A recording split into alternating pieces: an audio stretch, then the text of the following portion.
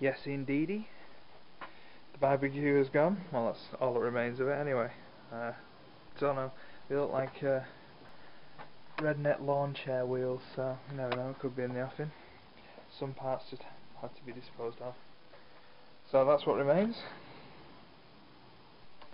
That's all steel.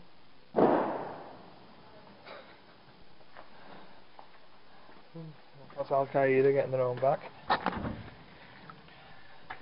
That's all the aluminium. Thank you, Marcel. Why bother unscrewing it when you can just bash the bugger through? That's today's project. So I'll get back to you in a bit. Alright. So about 10-15 minutes later, as you can see, it's going to be a thunder and lightning one tonight. Don't know whether you can pick that up in the background. Anyway, get the belt off, aluminium drive wheel on there, so it's mine now.